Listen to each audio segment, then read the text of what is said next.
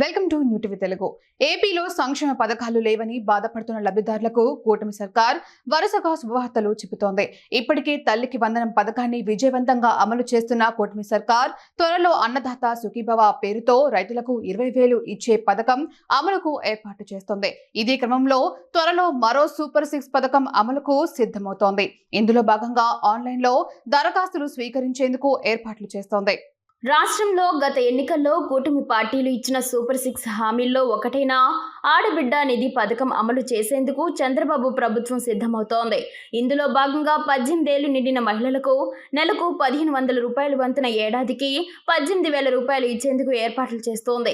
ఇప్పటికే ఆగస్టు 15 నుంచి మహిళలకు ఆర్టీసీ బస్సుల్లో ఉచిత ప్రయాణం సౌకర్యం ప్రారంభిస్తామని ప్రకటించిన ప్రభుత్వం అంతకు ముందే ఆడబిడ్డ నిధి పథకం అమలు చేయబోతున్నట్లు తెలుస్తోంది. నెలకు 1,500 రూపాయల చొప్పున ఇచ్చే ఆడబిడ్డ నిధి పథకం కోసం దరఖాస్తులు ఆన్లైన్లో తీసుకునేందుకు వీలుగా వెబ్సైట్ సిద్ధం చేస్తున్నట్లు తెలుస్తోంది.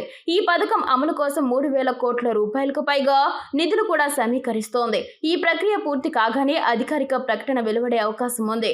వాస్తవానికి ఆడబిడ్డ నిధి పథకం అమలు కోసం ఈ ఏడాది బడ్జెట్లో కూటమి ప్రభుత్వం 3,300 కోట్ల రూపాయల నిధులను కూడా కేటాయించింది.